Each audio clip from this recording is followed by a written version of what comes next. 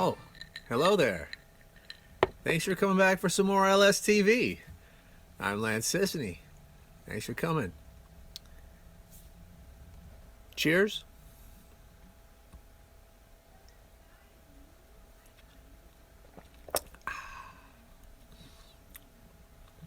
Vodka.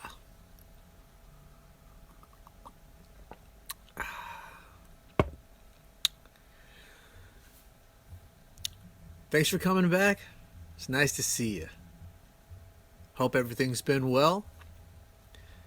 The world, as you know, remains, and we continue to find new ways to describe it. So, I think one of the latest pieces of information being spread around is the arrest warrant issued for Vladimir Putin, President of Russia, by the International Criminal Court for war crimes committed in Ukraine, for removing children from a war zone. Now, if removing children from a war zone is now a war crime, I think we seriously have lost the plot. But this idea of war crimes and the International Criminal Court, I think, began post-World War II after the Nazi invasion of Europe. I'm not exactly sure. But something that I did find out about, where I recently, started looking up, is that the International Criminal Court is closely tied to the Vatican and is strongly supported by most or many Latin countries. Not all countries are members of the International Criminal Court, which challenges its authenticity for the use of the term international. But they proclaim to be some sort of de facto organization to try and prosecute diplomatic or gubernatorial leaders who would not be able to be prosecuted with any respective countries for breaking some other form of treaty or ordinance that they have with those countries. But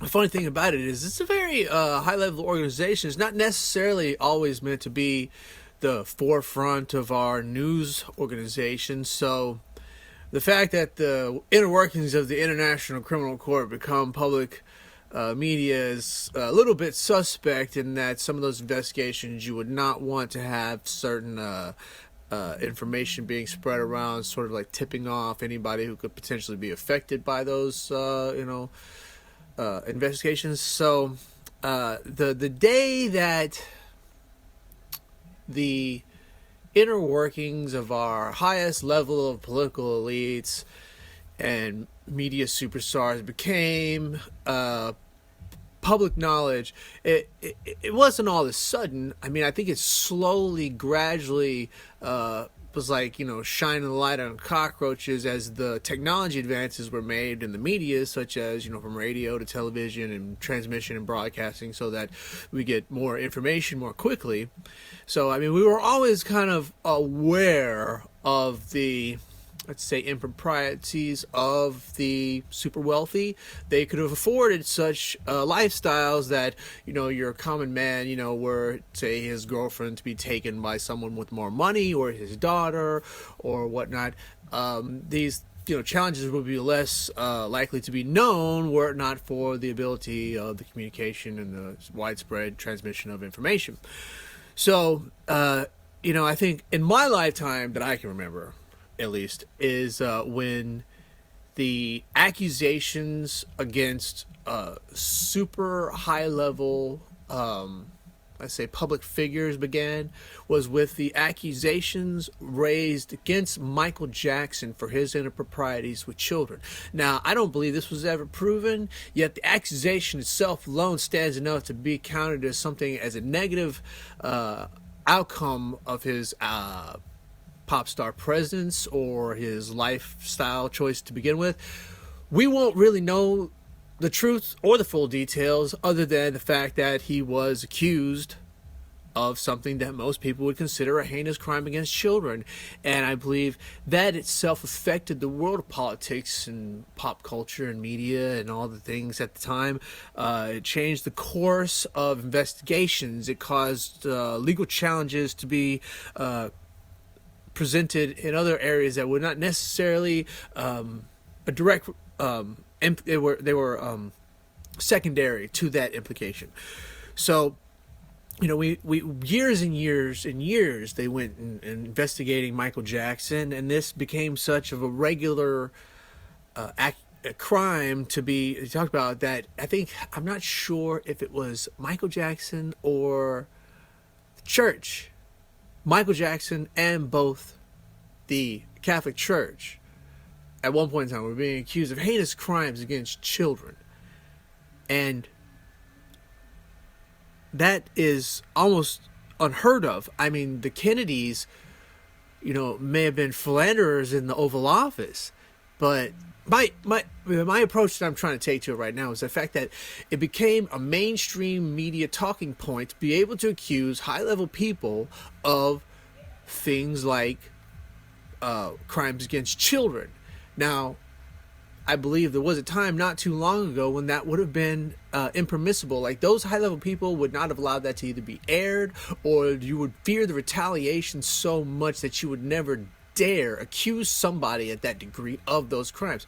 So either it means that the power behind the litigation became so that they felt the ability to come out and state these things publicly, or that those accusations became sort of a point of entertainment value. And that's where I think this obscurity is occurring, is that the accusations being made in the Hollywood level, accusations from characters like Macaulay Culkin and Corey Haim against people like Michael Jackson, and the subsequent improprieties leveraged against Harvey Weinstein based on the hiring practices that were normally accepted and more than likely quite promoted by most executives in Hollywood to get what they want, and for the other party to also advance their careers the way they wanted to. But let's not digress in the way that the Me Too movement changed the face of politics in during the 2000 between the 2016 and 2020 elections. But that's where the accusations of these improprieties against children expanded between just towards the Vatican and the Catholic Church and the high-level media stars to politics. That I think the marketing groups of the DNC and the GOP or whatever their organization, RNC, the DNC and the RNC, are studying these trends, and they're like, oh hey, look, that's a good acceptable insult that you can use against a political candidate. Now you can call him a pedophile, and that's legal. It's not slander. It's not defamation. They kind of allow it now. All of this occurring at the same time when it seems like there's a very big challenge to the legal age of consent, and this being brought into the news no more or no less than through the prosecution of the character we know as Jeffrey Epstein, which they conveniently tied it to the Clintons in the early days of its reporting, and that's why it was immediately squashed, and that's why most people believed it was a conspiracy, because the lady who brought the Jeffrey Epstein story to NBC had her story canceled or censored until it became a political tool for the 2016 campaign for Donald Trump to run and say he was going to go against government corruption, and the Pizzagate and the pedophiles in the government became a mainstream topic. And so when Donald Trump got elected and Jeffrey Epstein got incarcerated, this was supposed to be a big win for his candidacy. However, the mysterious death and the circumstances surrounding it were, if not intentional, but extremely diabolically able to produce sort of what we would think of as could be a conspiracy or just an extreme misconstruing of circumstances. Now, I'll just go on record and say I don't believe Jeffrey Epstein hung himself. I think that man lives a quite nice life somewhere in Costa Rica with his identity erased and possibly some facelift surgery being done. But who knows? Who knows? That's a much more romantic thought than the idea of him hanging himself in a prison cell. But the potential for all these stories to just be wrapped up so conveniently in their explanations, well, the possibility of that occurring is so infinitesimally small that I have a hard time believing there's not a whole lot more bigger plan behind most of it. So it all just seems somewhat so neatly, conveniently wrapped up when the story no longer fits the appropriate agenda at hand. So what's occurring now, and strangely timed enough as it is we are rolling into the 2024 candidatorial electoral kind of season. And we've now, the media outlets are resurfacing the Stormy Daniels payoff lawsuit against Donald Trump consecutively with the investigation against the lewd or obscene or inappropriate material found on the laptop from hell, a government-owned laptop that someone who had committed multiple felonies purposefully dropped off at a non-approved repair location in order to... Are we expecting this intention, or was the intent...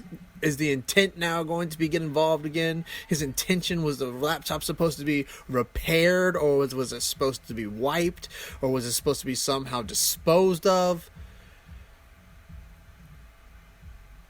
I think that story is the, I'm going to say canary in the coal mine, but I think they're trying to find out how they're going to get people to turn their head away from the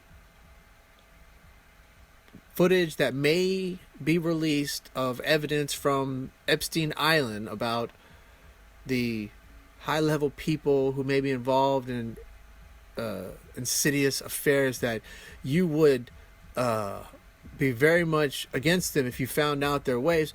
But are they going to try to use these accusations now as a way to spin that story that this is now some sort of Russian spy disinformation? There's the and they're specifically, it seems like they're specifically waiting for the technology to be released that says that they can make these sort of deep fakes so accurate that you can't tell, so that they could release the evidence, the real evidence of war crimes and crimes against children, but that the fact that the production value evidence could easily be faked so easily that they could not consider that admissible evidence in court. It's funny how the changes in laws kind of go along with the evolution of technology to some degree. But maybe that's just the way I see it. Maybe I'm just crazy. Who knows? Probably. But dang it, it's been good talking to you. I think I did what I came to do. I wanted to stir up some more controversy and have some shots with you. And thanks for tuning into my channel. Trying to get a little bit better with the recording. So I'm using an iPhone for my sound file, and I'm using an old HP laptop with a version of Linux on it that has a program called Kden Live to mix and sample videos and stuff. I think I'm not using VLC. I have Audacity, but on the version of Linux I got, I can't get the Audacity to recognize the Apple file type, so I might just have to upgrade my version of Linux. And Kdenlive, and then I think I use another program before I render it called PITIVI, and it's just a way to mix the intro and the exit songs just to like make it a little bit more interesting. But yeah, this stuff was salvaged. I found ways to load the software onto it, and here I am. I'm trying to create content that I think is original for you people out there, to just have a little bit more stuff to look at, because you know everything just starts to blend together and look the same, and sometimes somebody just got to come out and be whatever they don't think everything else is to add to the mix. So thanks for spending your time with me. Just keep watching, man. I mean, LIVIN. Cheers.